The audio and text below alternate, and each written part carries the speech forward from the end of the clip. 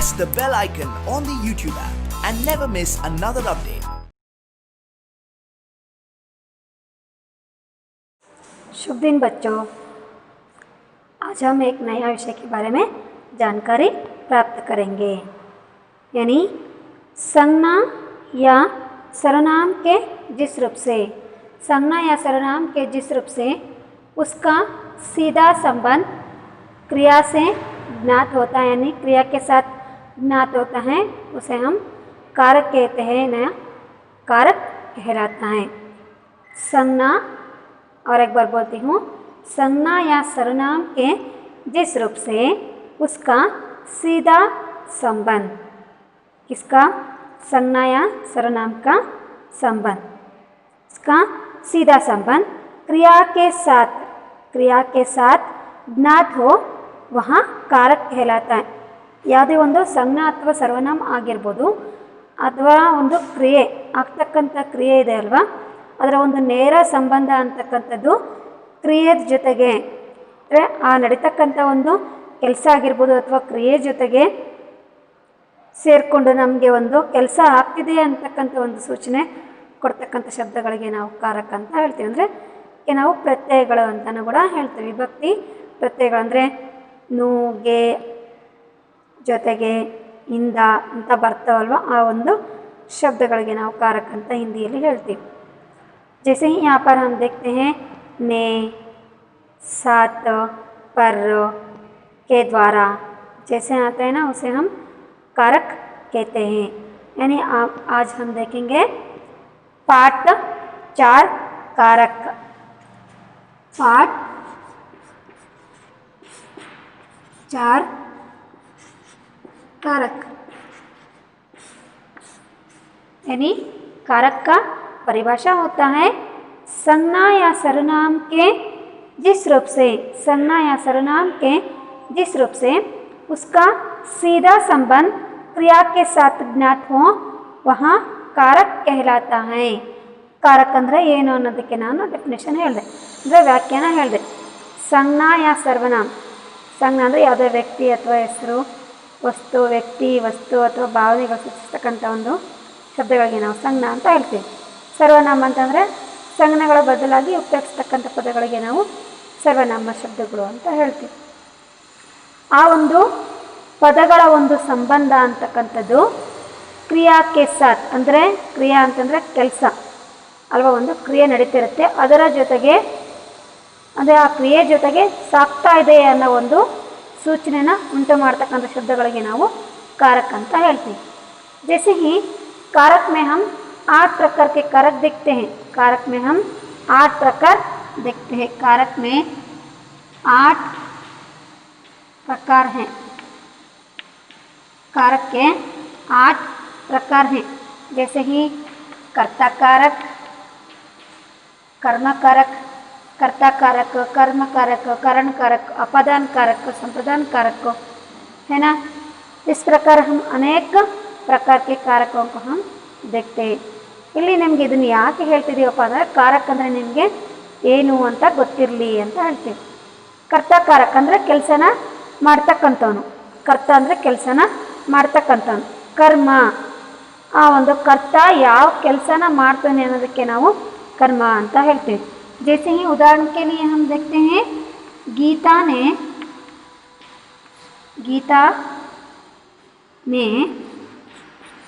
दूध पिया, गीता ने दूध पिया। यहाँ पर गीता है ना, कर्ता है, गीता कर्ता, दूध पिया ये होता है कर्म। ಅಂದರೆ ಗೀತಾ ಏನು ಮಾಡ್ತಿದ್ದಾಳೆ?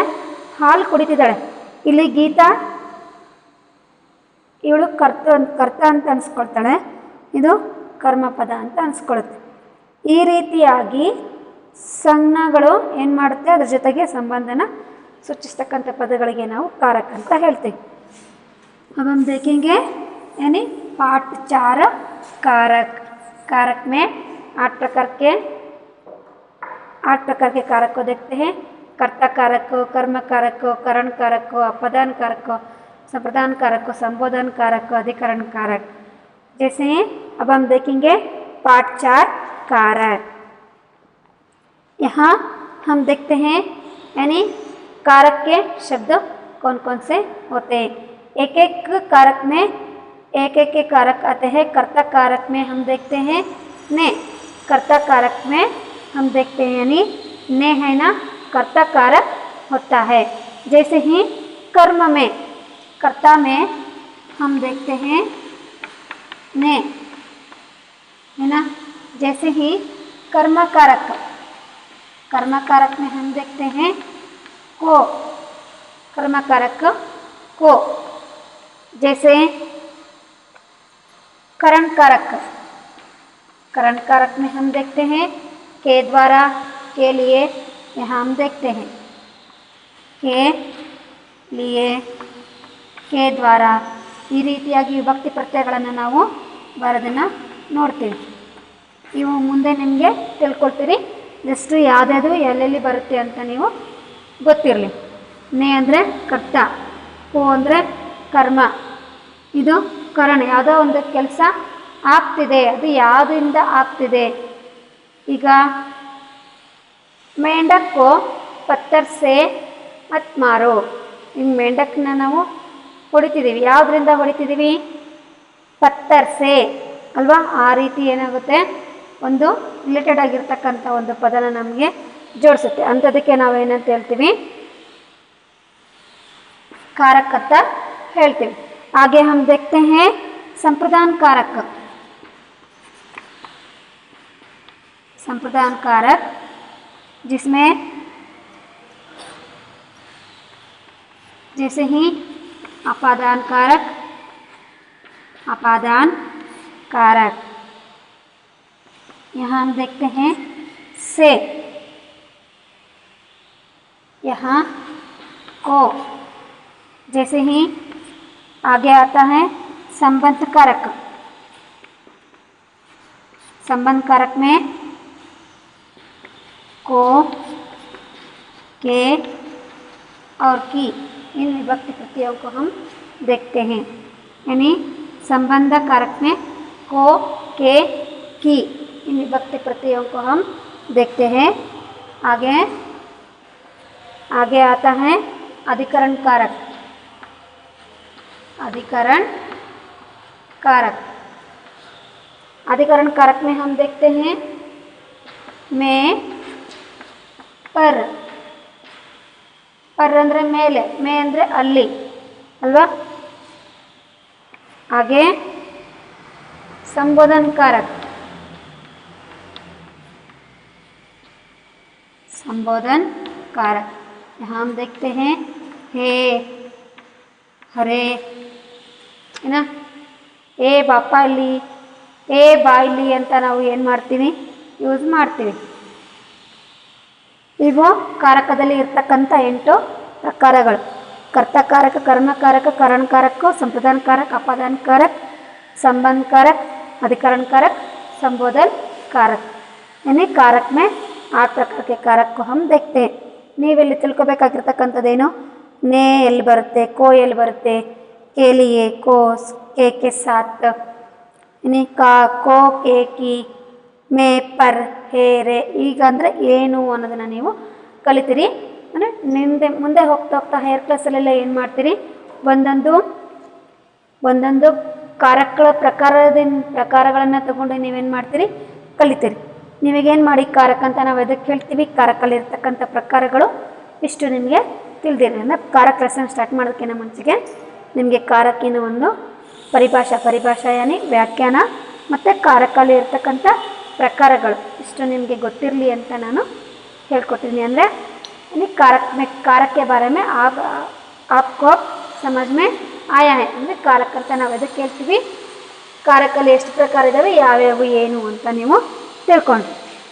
अब हम देखेंगे पाठ 4 कारक. को, से, यहाँ हम देखते हैं को और से. को यानी ನಾನು ಹೇಳಿದೆ ನಿಮಗೆ ಕೋ ಎಲ್ಲಿ ಬರುತ್ತೆ? ಕರ್ಮಕಾರಕಲ್ಲಿ ಬರುತ್ತೆ ಅಂತ ಹೇಳಿದೆ. जैसे ही से ಅಂದರೆ ಅಪಧನ್ಕಾರಕಲ್ಲಿ ನಾವು ಅದನ್ನು ಯೂಸ್ ಮಾಡ್ತೀವಿ ಅಂತ ಹೇಳಿದೆ ನಿಮಗೆ. अब हम देखते हैं राम को बुलाओ. को ಅಂದರೆ ಗೆ ಅಂತ ನಾವು ಕನ್ನಡದಲ್ಲಿ ಹೇಳ್ತೀವಿ. से ಅಂದರೆ ಇಂದ ಅಲ್ವಾ. को ಅಂದರೆ ಗೆ, से ಅಂದರೆ ಇಂದ. अब हम देखेंगे राम को बुलाओ. कॉल रामा. यहाँ फल रवि को दो. राम को बुलाओ. यहाँ फल रवि को दो. ಇಲ್ಲೇನು ಮಾಡ್ತಿದ್ದಾನೆ, ರಾಮನಿಗೆ ಕರಿ. ರಾಮ್ ಕೋ ಅಂದರೆ ರಾಮನಿಗೆ ಕರಿ, ಬುಲಾವೋ ಕರಿ ಅಂತ. जैसे ही यहाँ फल रवि को दो. दो ಅಂದರೆ ಗಿವ್. दो यानी गिव ಕೊಡು ಅಂತ. क्या देना है, फल. फल यानी फ्रूट.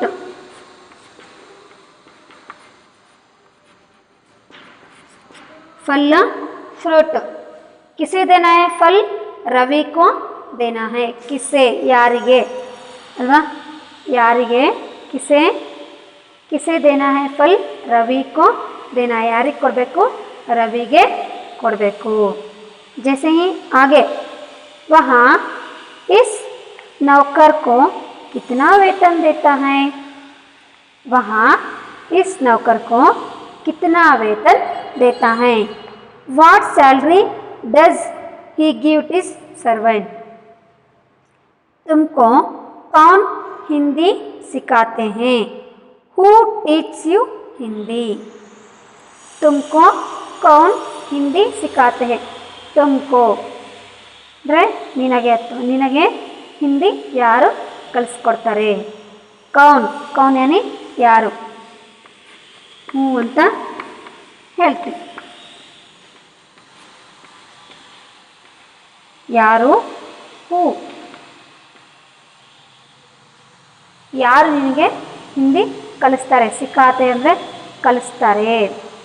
वहाँ इस नौकर को कितना वेतन देता है. वेतन यानी स्यालरी. ವೇತನ್ ಸ್ಯಾಲರಿ, ಸಂಬಳ ಅಂತ ನಾವು ಹೇಳ್ತೀವಲ್ವಾ. ನಾವು ಮಾಡಿರ್ತಕ್ಕಂಥ ಕೆಲಸಕ್ಕೆ ನಮಗೆ ಹಣನ ಕೊಡ್ತಾರೆ, ಅದಕ್ಕೆ ನಾವು ಸಂಬಳ ಸ್ಯಾಲ್ರಿ ಅಂತ ಹೇಳ್ತೀವಿ. ನೌಕರ್, ನೌಕರ್ ಅಂದರೆ ಕೆಲಸಗಾರನಿಗೆ ಎಷ್ಟು ಸಂಬಳನ ಕೊಡ್ಬೋದು. ಕಿತ್ನಾ ವೇತನ್ ದೇತಾ ಹೈ. ಕಿತ್ನಾ ಎಷ್ಟು, ಕಿತ್ನಾ ಎಷ್ಟು.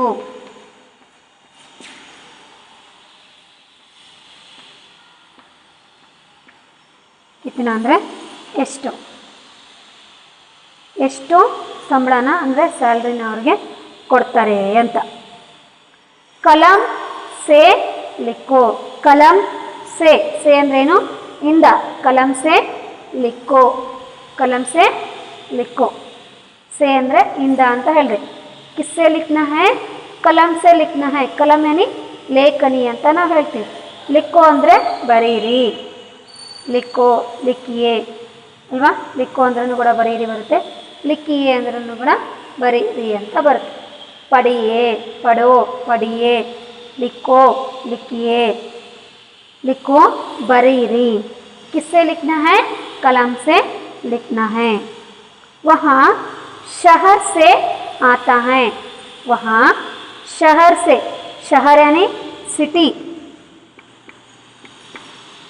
शहर सिटी, ಪಟ್ಟಣ ಅಂತ ನಾವು ಹೇಳ್ತೀವಿ. ಟೌನ್ ಅಂತ ಹೇಳ್ತೀವಿ, ಸಿಟಿ ಅಂತಲೂ ಹೇಳ್ತೀವಿ.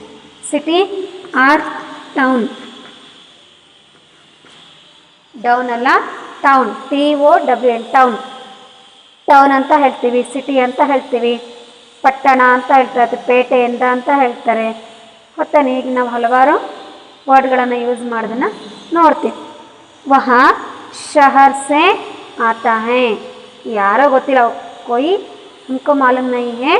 वहाँ ಅವನು ಅಥವಾ वहाँ शहर से आता है, ಅಲ್ಲಿ ಸಿಟಿಯಿಂದ ಬರ್ತಾನೆ. आता है ಬರ್ತಾನೆ. किशन कल से बीमार है. किशन कल से, कल यानी ನಾಳೆನೂ ಅಂತ ಹೇಳ್ತೀವಿ, ಮತ್ತು ನಿನ್ನೆ ಅಂತಲೂ ಹೇಳ್ತೀವಿ.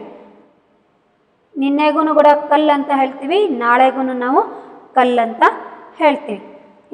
ಇಂಗ್ಲೀಷಲ್ಲಿ ಹೇಳೋದಾದರೆ ಎಸ್ಟರ್ಡೇ, ನಾಳೆಗೆ ಟುಮಾರೋ ಅಂತ ಹೇಳ್ತೀವಿ.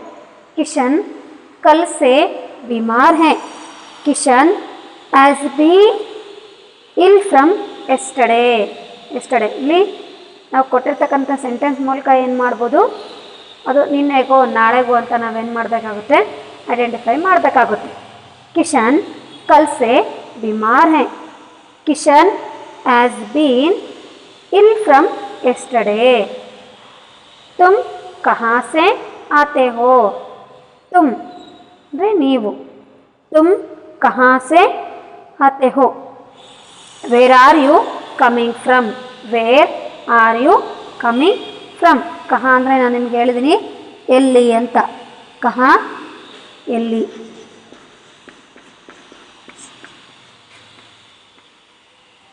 ಕहाँ ಎಲ್ಲಿ. ಕहाँ से ಎಲ್ಲಿಂದ. ಸೆ ಅಂದರೆ ಇಂದ ಅಂತ ನಾನು ನಿಮ್ಗೆ ಹೇಳಿದ್ದೀನಿ. ಕहाँ से ಎಲ್ಲಿಂದ. ಆತೆ ಹೋ ಬರ್ತೀಯಾ ಅಥವಾ ಬರ್ತೀರಿ, ನೀವೆಲ್ಲಿಂದ ಬರ್ತೀರಿ, ಎಲ್ಲಿಂದ ಬರ್ತೀಯಾ. ತು ಕहाँ से आता है, ನೀನು ಎಲ್ಲಿಂದ ಬರ್ತೀಯ. ತುಮ್ ಕहाँ से आते हो, ನೀವು ಎಲ್ಲಿಂದ ಬರ್ತೀರಿ. आगे हम देखते हैं मैं और पर. अब हम देखें को और से. और एक बार मैंने आपको यहाँ पर पाठ पढ़ रही हूँ, ध्यान से देखो. राम को बुलाओ. काल रामा. यहाँ फल रवि को दो. Give this fruit to Ravi. वहाँ इस नौकर को कितना वेतन देता है. What salary does he give to this servant. तुमको कौन हिंदी सिखाते हैं. Who teach you Hindi. कलम से लिखो. Write with a pen. वहाँ शहर से आता है. He comes from the town. Kishan कल से बीमार है. Kishan has been ill from yesterday. तुम कहाँ से आते हो. Where are you coming from. मैं सोमवार से यहाँ रहता हूँ. मैं सोमवार से यहाँ रहता हूँ. मैं ನಾನು ಸೋಮವಾರ से यहाँ रहता हूँ. ಸೋಮವಾರದಿಂದ ನಾನು ಇಲ್ಲೇ ಇರ್ತೀನಿ. यहाँ ಹಿಯರ್. यहाँ ಹಿಯರ್.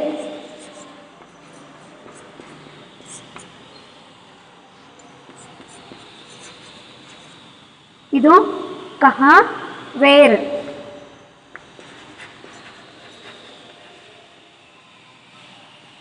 वहाँ यहाँ. कहाँ यहाँ. कहाँ ಎಲ್ಲಿಂದ. यहाँ ಇಲ್ಲೇ ಇರ್ತೀನಿ. ಹಿಯರ್.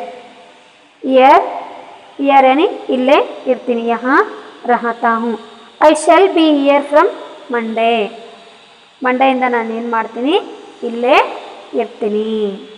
ಬಿಮಾರಿಯಾನಿ ಆರೋಗ್ಯ ಸರಿ ಇಲ್ಲದೆ ಇರ್ತಕ್ಕಂಥದ್ದು. ಕಿಶನ್ಗೆ ನಿನ್ನೆಯಿಂದನೂ ಕೂಡ ಆರೋಗ್ಯ ಸರಿ ಇಲ್ಲ. ಯಾರಿಗೆ. ಕಿಶನ್ಗೆ. किशन कल से बीमार हैं. किशन कल से डैश हैं. किशन कल से बीमार हैं. फल किसे देना है. फल रवि को देना है. ಅಂದರೆ ನೀವಿಲ್ಲಿ ಮೇನಾಗಿ ತಿಳ್ಕೊಬೇಕಾಗಿರ್ತಕ್ಕಂಥದ್ದು ಏನಪ್ಪ ಅಂತಂದರೆ ಕೋ ಮತ್ತು ಸೆ ಇವು ಕಾರಕಗಳು.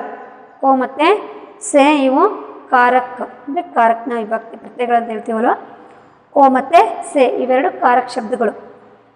ಕೋ ಅಂದರೆ ಗೆ, ಸೆ ಅಂದರೆ ಇಂದ, ಎಲ್ಲಿಂದ ಅಲ್ವಾ. ಎಲ್ಲಿಂದ ಬರ್ತೀಯಾ, ನಿನ್ಗೆ ಯಾರು ಕಲಿಸ್ಕೊಡ್ತಾರೆ. ತುಮ್ಕೋ ಹಿಂದಿ ಕೌನ್ ಸಿಕ್ಕಾತೆ ಹೇ. ತುಮ್ಕೋ ತುಮ್ ಕೋ ಅಲ್ಲೇನು ಬಂತು, ಕೋ ಬಂತು ಅಲ್ವಾ. ತುಮ್ಕೋ ನೀನಾಗೆ ಹೊತ್ತಾನೆ. ಉಸ್ಕೋ ಅವನಿಗೆ. ಇಲ್ಲಿ ರವಿಕೋ ಅಂತ ಬಂತು, ರವಿಗೆ ಅಂತ. ಏನು ಮಾಡ್ತೀರಾವು, ಈ ರೀತಿ ಕಾರಕಗಳು ಸೇರಿಕೊಂಡು ಸೆಂಟೆನ್ಸ್ ಆಗಿರುತ್ತೆ. ಅಂದರೆ ಅಲ್ಲಿ ಮುಂದೆ ನೀವೇನು ಕಲಿತೀರಿ ಅಂದರೆ ನೆಕ್ಸ್ಟು ಮುಂದೆ ಕ್ಲಾಸ್ಗೆ ಹೋದಂಗೆಲ್ಲ 5th 6th ಹೋದಂಗೆಲ್ಲ ಈ ಕೋ ಅಂದರೆ ಯಾವ ಕಾರಕ್ಕಿದು, ನಾನು ನಿಮಗೆ ಆಗಲೇ ಹೇಳಿದ್ದೆ ಇದು ಕರ್ಮಕಾರಕಲ್ಲಿ ಬರುತ್ತೆ ಅಂತ, ಇದು ಸಿ ಸೆ ಅಪಧನಕಾರಕಲ್ಲಿ ಬರುತ್ತೆ ಅಂತ ಹೇಳಿದ್ದೆ ನಿಮಗೆ. ಈ ರೀತಿ ಅಂಡರ್ಲೈನ್ ಮಾಡಿಬಿಟ್ಟು ಇದು ಯಾವ ಕಾರಕ್ಕೋ ಅಥವಾ ಇಲ್ಲಿರ್ತಕ್ಕಂಥ ಸೆಂಟೆನ್ಸ್ ಕೊಟ್ಬಿಟ್ಟು यानी यहाँ पर राम को बुलाओ, इस वाक्य में रहने वाले कारक को रेखांकित करिए. नोड़ी एग्जाम्पल, राम को बुलाओ, किसे बुलाना है? राम को बुलाना है. यारिग करीबेकु नावीग? रामनिगे करीबेकु. जिस पर है को यानी कारक होता है. ये क्या है? कारक. यानी इस वाक्य में रहने वाले कारक को ರೇಖಾಂಕಿತ್ कीजिए. ರೇಖಾಂಕಿತ್ ಅಂತಂದರೆ ಅಂಡರ್ಲೈನ್ ಮಾಡಿ. ಈ ವಾಕ್ಯದಲ್ಲಿ ಇರ್ತಕ್ಕಂಥ ಕಾರಕ ಶಬ್ದನ ನೀವೇನು ಮಾಡಬೇಕು? ಕಾರಕ ಶಬ್ದದ ಕೆಳಗೆ ಗೆರೆನ ಎಳೀರಿ. ರೇಖಾಂಕಿತ್ ಅಂತಂದರೆ ಗೆರೆ ಎಳೀರಿ ಅಂತ. समझ में आ रहा है ना बच्चों आपको? यानी हमें कारक कैसे समझते हैं, यानी कारक को कैसे ಪತಾ ಲಗ್ತೆ ಹೇ ಅಂದರೆ ಯಾವ ರೀತಿ ನಾವು ಅದನ್ನು ಐಡೆಂಟಿಫೈ ಮಾಡ್ತೀವಿ, ಯಾವ ರೀತಿ ನಾವು ಅದನ್ನು ಗುರುತಿಸ್ತೀವಿ ಅನ್ನೋದನ್ನು ನೀವು ಇಲ್ಲೇನು ಮಾಡ್ತಿದ್ದೀರಿ? ಕಲಿತಿದ್ದೀರಿ. ಫಸ್ಟ್ ನೀವೀಗೇನು ಕಲ್ತ್ಕೊಂಡ್ರಿ? ಕೋ ಮತ್ತು ಸೆ. ಕೋ ಅಂದರೆ ಗೆ, ಸೆ ಅಂದರೆ ಇಂದ, ನಿನ್ನೆಯಿಂದ, ನಾಳೆಯಿಂದ ಅಲ್ವಾ, ಇವತ್ತಿಂದ, ಇಂದ ಅಂತ ಬರುತ್ತಲ್ವಾ ಆ ಒಂದು ಪ್ರತ್ಯಯಗಳು. ಅಂದರೆ ಈ ಗೋ ರಾಮನಿಗೆ ಅಲ್ವಾ, ಈ ರೀತಿಯಾಗಿ ಬರ್ತಕ್ಕಂಥನ ನಾವು ನೋಡ್ತೀವಿ.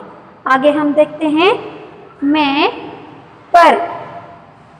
अब आपको क्या हुआ? को और से तो हो गया. आगे हम देखते हैं मैं और पर. मैं ಅಂದ್ರೇನು? ಅಲ್ಲಿ, घर में ಮನೆಯಲ್ಲಿ, दुकान में ಅಂಗಡಿಯಲ್ಲಿ, है ना, मैदान में फील्ड अली. मे अंद्रेनु अल्ली. पर अंद्रे मेले, घर पर, छत पर, पेड़ पर. ಈ ರೀತಿಯಾಗಿ ನಾವೇನು ಮಾಡ್ತೀವಿ? ಯೂಸ್ ಮಾಡ್ತೀವಿ. अब हम देखते हैं मैं और पर. ये भी कारक शब्द है. अब हम देखें को और से. अब हम देखते हैं मैं और पर. ಈಗ ನಾವೇನು ಮಾಡೋಣ? ಮೇ ಮತ್ತು ಪರ್ ಬರ್ತಕ್ಕಂಥ ಅಂದರೆ ಕಾರಕ ಶಬ್ದಗಳು ಬರ್ತಕ್ಕಂಥ ವಾಕ್ಯಗಳನ್ನು ನೋಡೋಣ. घर में मोहन है. अभी देख लिए, किताब देख लिए और ध्यान से सुनो. घर में मोहन है. Mohan is at home. Ravi और राजू पाठशाला में पढ़ते हैं. Ravi and Raju are studying in the school. वहाँ किताब अलमारी में है. That book is in the अलमार. हाथ में कलम है. The pen is in the hand. किताब मेज पर है. The book is on the table. दीवार पर क्या है? What is on the wall? दीवार पर घड़ी है. The clock is on the wall. कुर्सी जमीन पर है. The chair is on the floor. मैं अंदरे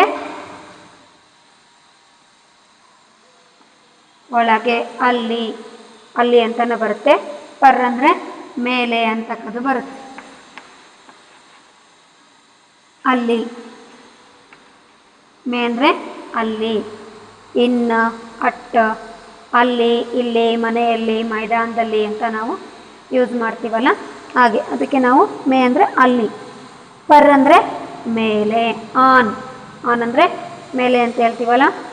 on the table, on the chair, on the floor. ಈ ರೀತಿ ನಾವೇನು ಮಾಡ್ತೀವಿ? ಯೂಸ್ ಮಾಡ್ತೀವಿ. हम देखेंगे घर में मोहन है. Mohan is at home. घर में कौन है? मोहन है. घर में ಮನೆಯಲ್ಲಿ. घर में ಮನೆಯಲ್ಲಿ कौन है घर में मोहन है घर में कौन है घर में मोहन है रवि और राजू पाठशाला में पढ़ते हैं वे बच्चे कहाँ पढ़ते हैं पाठशाला में पढ़ते हैं कौन है वो बच्चे रवि और राजू पाठशाला में पढ़ते हैं और ಪಾಠಶಾಲೆ ಅಂದರೆ ಶಾಲೆಯಲ್ಲಿ ಓದ್ತಾರೆ ಇವಾಗ ಕೆಲವೊಂದು ಮಕ್ಕಳು ಹಾಸ್ಟೆಲ್ ಇರ್ತಾರೆ ಅಂದರೆ ಬೋರ್ಡಿಂಗ್ ಸ್ಕೂಲಲ್ಲಿ ಇರ್ತಾರೆ ಕೆಲವೊಂದು ಮಕ್ಕಳು ಮನೆಯಿಂದ ಶಾಲೆಗೆ ಬರ್ತಿರ್ತಾರೆ ಹಾಸ್ಟೆಲ್ ಇದ್ದಾರೆ ಅವರು ಅಂತ ನಾವು ಹೇಳ್ತೀವಲ್ವ ಬೋರ್ಡಿಂಗ್ ಸ್ಕೂಲಲ್ಲಿ ಇರ್ತಾರೆ ಕೆಲವೊಂದು ಮಕ್ಕಳು ಆದರೆ ಇಲ್ಲಿ ರವಿ ಮತ್ತು ರಾಜು रवि और राजू पाठशाला में पढ़ते हैं रवि और राजू कहाँ पढ़ते हैं रवि और राजू पाठशाला में पढ़ते हैं पाठशाला में शाಲೆಯಲ್ಲಿ वहाँ किताब अलमारी में है वहाँ किताब अलमारी में अलमारी यानी ಕಬೋರ್ಡ್ ಅಂತ ನಾವು ಇವಾಗ ಕರಿತೀವಲ್ವ ಅಂದರೆ ಒಂದು ಅಲ್ಮಾರಿ ಬೀರೋ ಅಂತ ಹೇಳ್ತೀವಲ್ವ ಅದು ಕಿತಾಬ್ अलमारी में ಅಂದರೆ ಕಬೋರ್ಡಲ್ಲಿ ಇದೆ किताब कहाँ है अलमारी में है हाथ में कलम है हाथ में कलम है हाथ में हाथ यानी हैंड घर ಅಂದರೆ ಹೌಸ್ ನಾವು ಗೃಹ ಅಂತಾನೂ ಕೂಡ ಹೇಳ್ತೀವಿ घरಗೆ ಗೃಹ ಅಂತಾನೂ ಹೇಳ್ತೀವಿ हाथ hand the pen is in the hand हाथ में क्या है हाथ में कलम है हाथ में किताब है ना हाथ में क्या है कंगन है यानी लड़कियों के हाथ में यानी औरतों के हाथ में क्या रहता है कंगन रहता है कंगन यानी बड़े बैंगल इरोदನ್ನ ನಾವು ನೋಡ್ತೀವಿ जैसे ही आगे हम देखते हैं किताब मेज पर है किताब मेज पर मेज यानी टेबल किताब कहाँ है मेज पर अंदर मेले कहाँ पर है मेज पर है चिड़िया कहाँ बैठी है चिड़िया पेड़ पर बैठी है चिड़िया अंदी बर्ड ಎಲ್ಲಿ ಕೂತಿದೆ ಅದು ಮರದ ಮೇಲೆ ಕೂತಿದೆ पेड़ पर ಮರದ ಮೇಲೆ बच्चा घर पर चढ़ रहा है ಮನೆ ಮೇಲೆ ಏನು ಮಾಡ್ತಿದ್ದಾನೋ ಹತ್ತಾ ಇದ್ದಾನೆ ಮನೆಯ ಮೇಲೆ ಹತ್ತಿದ್ದಾನೆ ಛತ್ पर खड़ा हुआ है ಛತ್ पर ಟೆರೆಸ್ ಮೇಲೆ ಏನು ಮಾಡಿದಾನೆ ಅವನು ನಿಂತಿದ್ದಾನೆ ಛತ್ पर ಚಾವಣಿಯ ಮೇಲ್ಭಾಗ ಅದಕ್ಕೆ ನಾವು ಛತ್ पर ಅಂದರೆ ಚಾವಣಿಯ ಮೇಲ್ಭಾಗದಲ್ಲಿ घर पर ಮನೆಯ ಮೇಲೆ मुर्गा घर पर बैठा है मुर्गा यानी ಹುಂಜ ಎಲ್ಲಿ ಕೂತಿದೆ ಅದು ಮನೆಯ ಮೇಲೆ घर पर ಅಂದರೆ ಮನೆಯ ಮೇಲೆ दीवार पर क्या है दीवार गोड़े वॉल दीवार गोड़े वॉल दीवार पर क्या है ನಾವು ಮನೆಯಲ್ಲಿ ಗೋಡೆ ಮೇಲೆ ಏನೆಲ್ಲ ಹಾಕಿರ್ತೀವಿ ವಾಲ್ ಕ್ಲಾಕ್ನ ಹಾಕಿರ್ತೀವಿ ಫೋಟೋ ಫ್ರೇಮ್ಗಳಿರ್ತವೆ ಅಲ್ವಾ ಅಥವಾ ದೇವರ ಕ್ಯಾಲೆಂಡರ್ಗಳಿರ್ತವೆ ಫೋಟೋಗಳಿರ್ತವೆ ಮತ್ತು ನಮ್ಗೆ ಏನಾದರೂ ಇಷ್ಟ ಆಗಿರ್ತಕ್ಕಂಥ ಪೇಂಟಿಂಗ್ ಮಾಡಿದರೆ ಅದರದ್ದು ಒಂದು ಫೋಟೋ ಫ್ರೇಮ್ ಮಾಡಿಸಿ ಗೋಡೆ ಮೇಲೆ ಹಾಕಿರ್ತೀವಿ दीवार पर ಅಂತಂದರೆ ಗೋಡೆಯ ಮೇಲೆ दीवार पर क्या है दीवार पर घड़ी है घड़ी यानी क्लॉक घड़ी क्लॉक घड़ी क्लॉक दीवार पर क्या है दीवार पर घड़ी है कुर्सी जमीन पर है कुर्सी जमीन पर है जमीन ನೆಲದ ಮೇಲೆ ಜಮೀನಿಗೆ ನಾವು ನೆಲ ಅಂತ ಹೇಳ್ತೀವಿ ಭೂಮಿ ಅಂತಲೂ ಹೇಳ್ತೀವಿ ಜಮೀನು ನೆಲದ ಮೇಲೆ ನೆಲ ಅಂತ ಹೇಳ್ತೀವಿ ಫ್ಲೋರ್ ಅಂತ ಹೇಳ್ತೀವಲ್ಲ ನೆಲದ ಮೇಲೆ ಅಂದರೆ ಭೂಮಿ ಮೇಲೆ ಹಮ್ ಜಮೀನ್ ಪರ್ ಕಡೆ ಹೇ ನಾವು ನೆಲದ ಮೇಲೇ ನಿಂತ್ಕೊಳ್ತೀವಿ ಅಲ್ವಾ ನೆಲದ ಮೇಲೆ ನಿಂತ್ಕೊಂಡ್ರೆ ಮಾತ್ರ ನಾವು ನಿಂತ್ಕೊಳ್ಳೋಕ್ಕೆ ಸಾಧ್ಯ ಆಕಾಶದಲ್ಲಿ ಹಾರೋದಕ್ಕಂತೂ ಆಗಲ್ಲ ನೆಲದ ಮೇಲೇ ನಾವು ಓಡಾಡಿಕೊಂಡು ಹೋಗ್ತೀವಿ ಅಲ್ವಾ कुर्सी जमीन पर है कुर्सी कहाँ है कुर्सी जमीन पर है। अच्छा बच्चों आज हम कौन कौन से कारक के बारे में सीखे को से में पर है ना ये सारे कारक शब्द हैं को यानी गे से ಅಂದರೆ ಇಂದ ಮೇ ಅಂದರೆ ಅಲ್ಲಿ ಪರ್ ಅಂದರೆ ಮೇಲೆ ಈ ಥರ ನಾವೇನು ಮಾಡ್ತೀವಿ ಹಲವಾರು ಕಾರಕಗಳನ್ನು ನೋಡ್ತೀವಿ कारक शब्दಗಳನ್ನು ನೋಡ್ತೀವಿ। अच्छा बच्चों आज मैंने आपको कारक के बारे में बताई आप भी बहुत ही ध्यान से सुने हो इसलिए धन्यवाद बच्चों।